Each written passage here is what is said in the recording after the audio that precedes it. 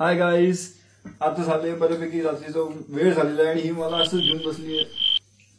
Makeup नाही काय करते तू सांग पहिले. स्क्रब करते. Oh my god. मी झोप स्क्रब करताय फक्त विटामिन सीचं डॉक्टर रशीदचं थोडंसं असं लेटायचं. मी झोपायला जात होतो आता, बट ह्याने काहीतरी वेगळं शोधून काढलं. असं लेटायचं छान.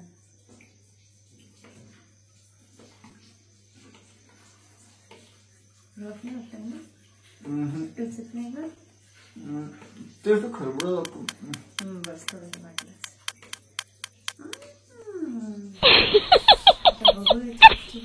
किती रिझल्ट येतो किती नाही. हे डायरेक्ट करायचं असतं की याच्यात की पाणी वगैरे धुवायचं असतं काय? पाणी घेऊन थोडे थोडे मसाज असतो. आणलेलं इथे पाटर थोडंसं मोठं.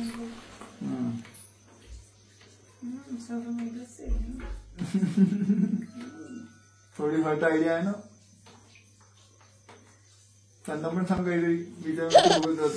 थोडस मसाज करायची, खूप छान छान स्मूथ स्मूथ करायची. कारण मी स्क्रब करताय ना एकदम स्लोली स्लोली करायचं. स्लोली स्लोली केलं की पिंपल्स नाही आहेत, काही झुरिया वगैरे सगळे प्रॉब्लेम जे आहे ना अँटी एजिंग प्रॉपरली सॉल्व्ह होतात. अच्छा,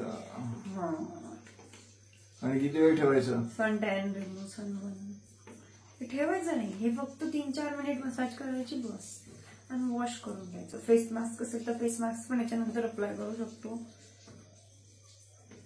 ओके, आता हे प्रॉपरली आम्ही बाथरूम मध्ये वॉश करून घेऊ. चल, आता वॉश केलंय, रिझल्ट बघा. फक्त स्क्रब मध्ये जेवढा इफेक्ट. मला काही बोलायचं चान्सेस नाहीये. म्हणजे जस्ट वॉश करून आलो मी. हिचं अजून लागलेलं चेहऱ्यावर, हिला अजून धुवायचं बाकी आहे.